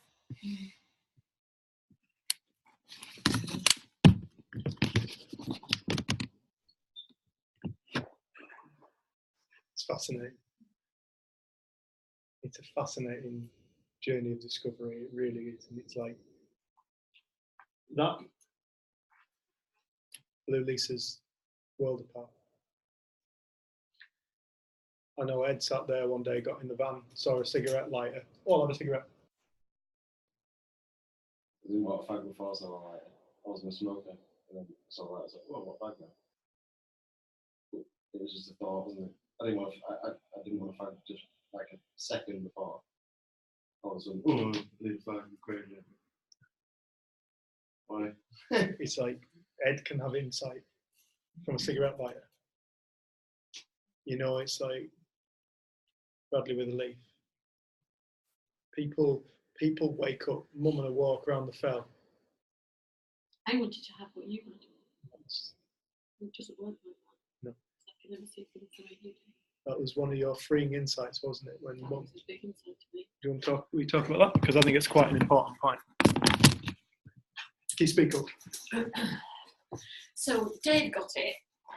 We thought he joined a cult, which comes up quite a lot when you get into a principle. Lisa got it and she came out and she says, Mum, you've got to listen to this. Oh yeah. And it wasn't a fart this time. It's a common thing. Then I started listening to Dave and coming to his group meetings, as, you know, because we were getting back together as a family after being basically split apart. And then David told me about his the moment that he actually woke up, and it happened in a second. And I thought, well, that's not happening like that to me. I don't do this like in any way, shape, or form. And then I was just walking the dog around the field one morning, and all of a sudden I thought, why am I rushing? What am I doing? Because I've got to do this, that, and that, and that, and I've got this, that, and that, and that. I thought, hang on a minute. And then I slowed down and I thought, I don't have to see this the way Dave sees it. I only have to see it the way I see it. And everybody must see it differently because nobody can see what anybody else sees. But it sits in my body and just helps me with everything in life.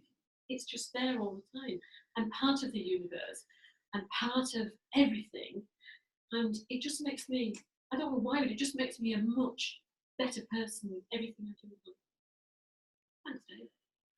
Thanks, Sue. That's it. But we're all already here. Even if you think you haven't got it, whatever it is, This you're is already it. here anyway. And this is it. And this was. Do you want to say something? No. No. I get told off for talking too much. But that's the beautiful thing, you know. Oh, that's what I was going to say. It's, Oh God! sorry, but it is like that diagram. I was in the same room as Lisa and Dave, and I'd seen that diagram before, and it didn't do anything for me. Mm. Like it was the moment for Lisa. It was like it just blew your mind. But it's almost like we're very quick to blame it because you sowed the jackdaw, like you're watching a jackdaw, and that was your moment. But we can start to see that it has to be within, because not everyone in that room got to experience Lisa's experience. You know, there's 50 people, I think 40, 50 people in that room. And some people's mind got blown on that weekend, and some people didn't. And I think that's the thing to realise, like it could be laying in a dark room with only your own mind when it hits you. But it's not an external thing. It's a wake up within you. But it's cool that we get to we have these groups and we run retreats and do those kind of things, because it's almost like in this conversation, for some reason, it helps people to look back within themselves and not blame it on external things, like not want Dave's experience. Know that your experience was just perfect for you in the way that you see it, and that when you share, it comes through you in your unique way. And there isn't a particular, like I think I was saying today, like there is no manual, there isn't a handout of this teaching, because it's wake up from within and then live. And it might be in conversation, it might just be in a family initially, that you changing impacts everyone around you, because it can't not. And then it may be that you decide to share, or it might just be with work colleagues. Like it seems like that's the way that there's a resonance that seems to happen. There's a wake up. I think it inspires other people. I often say, like my hairdresser always used to say, that I used to go and see her, and my auntie who also shares this, she goes, it's really weird. She goes, I don't know what it is, but whenever you leave, I feel so much calmer. It's like, and I never used to really speak about any of this. She'd maybe ask me a bit about what I've been doing, the same with Sue. But I think it's helpful for the world as we see this. our friend says it's like it's helpful to have someone sane in an insane environment, but it's knowing that the wake up isn't, not to blame it on something external. It's like, it'd be cool if we could just like send out that diagram or get people to look in a jackdaw's eyes and then have that experience, but it doesn't come from that. And I think it's nice to remember that, because you carry it with you. You are it. Like Lisa was saying, you don't have to be anywhere else. Like, it's already there. You're already it. You get lost in the stories, but it doesn't mean that you're not okay. And I think we were speaking to someone recently who said they almost thought, I'll be okay when those stories pass. She said, I didn't hear what you'd been telling me for months. I'm okay even in the stories. And she was like, it's so obvious. And she goes, I promise I'm not drunk, I'm not taking drugs. But I see what you've been trying to tell me. I'm all right. I'm okay. But we had said that to her in different ways with different stories on probably about 8 or 9 hours worth of Zoom calls. 3 months later, she's on holiday with her family and it hits her like a thunderbolt moment. What they're saying was true. I'm okay. I'm okay even with the storm. And it was like, it can't be us. We can keep pointing someone back in, but she was in Wales on a holiday with her family when it hit her. But our words were guides, but we can't make someone hear it. And I think it's going easy on yourself and not wanting someone else's experience. Like, I asked someone today, can you pinpoint the moment where stuff started to change? I was doing a Zoom call with someone in Sweden, and he just said, no. He said, it's just been this really gradual thing. And he said, and now I'm enjoying life more. And he said his daughter normally cycles to school, but she needed to be dropped off today. And he said, normally I'd have just rushed her into the car and dropped her off, and it would have been almost like, oh, it's time wasting stuff kind of thing. He said, but I didn't. I walked her to school. He said it was about 20 minutes, and I enjoyed being with her and listening and having a conversation, and didn't need to be somewhere else. And I think it was more important. And he just said, that's different. And he said, I don't know what I've heard, I don't know what insight, there's no words. He said, but life is starting to be more beautiful and I'm more present with my family. But he can't pinpoint it. Like, he's just been this gradual, like, falling away of all of his beliefs and all his limitations. And he says, you know, he's been listening to a lot of 3 Principle stuff. He said, I know it's something in the 3 Principles. He said, but I couldn't have told you who I was listening to or an insight. He said, but now I don't feel like I need to do as much. Because there's something woken up in me. I don't have to keep watching the webinars. I dip in and dip out, but he knows it's in him. Which is quite a big thing. Huge. You know, when I got the book, The Enlightened Gardener, on my birthday, which set it all off, that just reminds me, I don't know that I've ever actually told you. I went in the garden, it's a beautiful day, got this book, didn't know where it came from. And it was in Enlightened Gardener, and I didn't order it, but it was for a birthday. Went outside. There's no letter with it or anything, was there? Read it. Even though I'm dyslexic, I can read really quick. And for 20 years in college, I taught personal development, all about thought. And it was only when I finished the book, it was like, as if Sydney Banks said, get it now, Sue. Yeah. And I was thinking, I'm going to swear, I went, fuck. I'm a slow learner.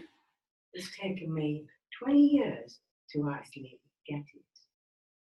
But that's exactly what it's all about. And I went into Brian and I said, I think I'm slow. I think you're an incredibly fast learner. You read one book and it was kind of like, that just was that one switch. Even though I'd been teaching it for 20 years, and I didn't quite realise that that was the thing, the pinnacle. It could be this, it could be this. It was right under here, and it's only when I finished, I thought, right, okay, safe, fine, thank you. No, but you must realise I'm a bit of a slow learner. That's okay. Write it down. Was there one bit in the book suddenly, or was it just like you just No, read the whole book? I just, when I read the book, I disappeared. I don't know where I went. I can't remember. But it was only when I finished, I thought, this is just, what the hell happened there? And all of a sudden I got this feeling, and that's what came into my head. It was just like somebody going, right now, Sue. I go, yes, it's okay. You know, so, is it? This is it. And it, like you say, it comes with a feeling. Yeah. It's like, it really does it, because it's not an intellectual thing. It's an experiential thing. The intellect is words and images and this and that.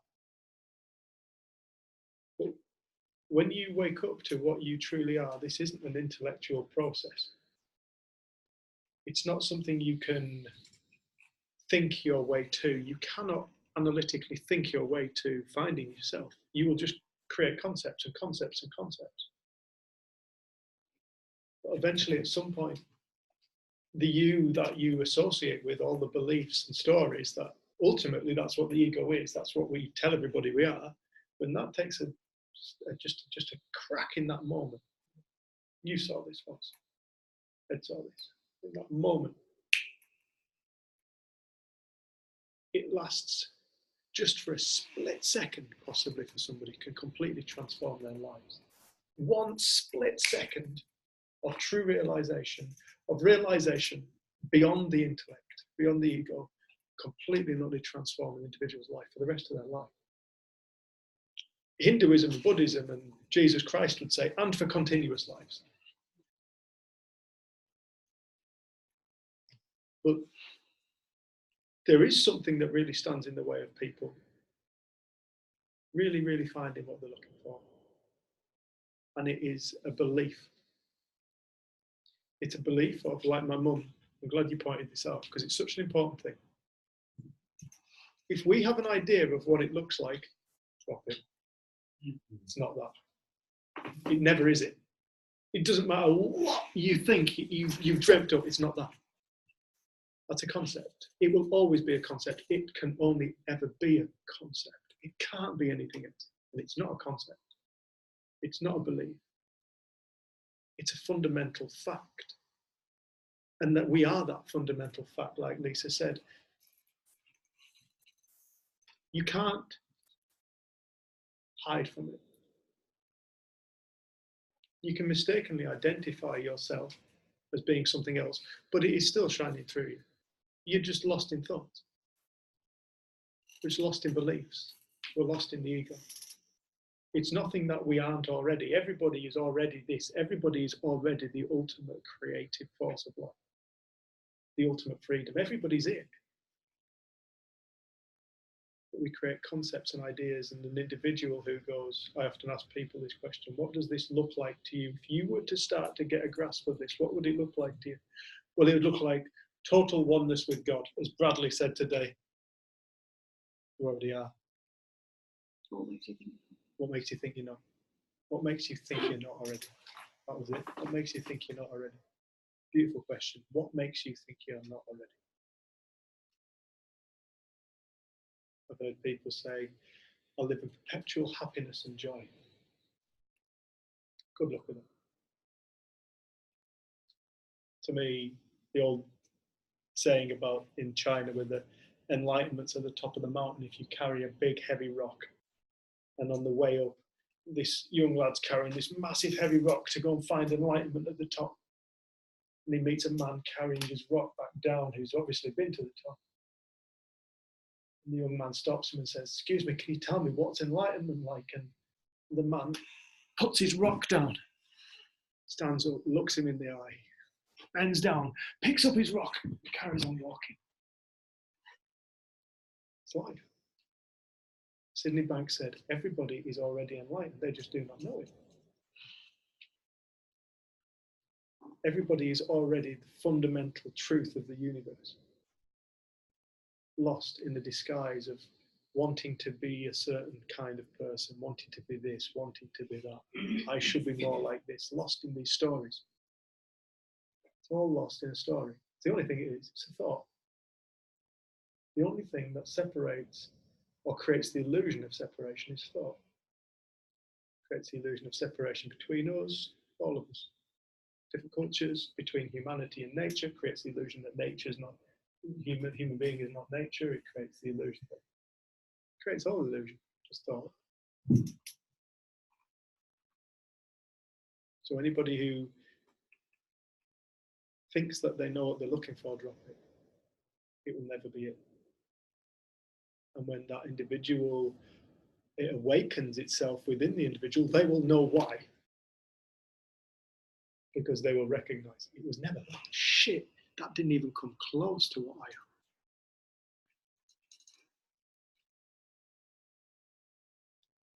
Any more questions?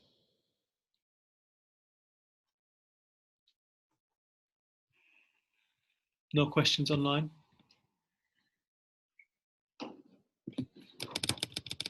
When's next group day? Ooh, Next Thursday. that's very complicated questions. We're here next Thursday. Next Thursday. Yeah, we've got another community group next Thursday, and will that be the last one for a while? 2 weeks. It'll be the last one for a couple of weeks. So the next, here's me looking at my watch as though I know what I'm doing. The next community group will be on, Oh, that's Halloween. Is that? Yeah, 31st. So come as pumpkin. Yeah. Fancy dress. Ed, you can't go trick-or-treating. You can't go trick-or-treating. It's 31st. You'll come to group. You can go after. Yeah, so the next community group will be on, Sorry?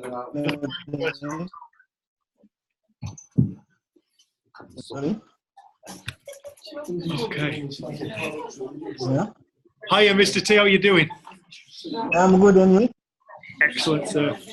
Excellent. Yeah, Thank you so much for yeah. joining us. I would like to explain me about the difference between a concept and a belief. Bear with me 1 second. Just bear with me 1 second. There's a begging bowl just on the chair. Can people put £5 in it on the way out? Thank you. Ed, can you sit there? Everybody online, thank you so much for joining us. Say bye, everybody online. Mr. T, you hold on. Mr. T, hold on.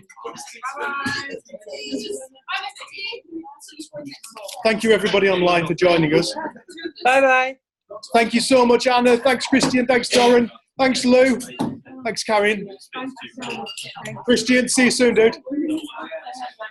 Doran, good to see you, man. It's been too long. Speak to you soon, eh? Catch up. All right.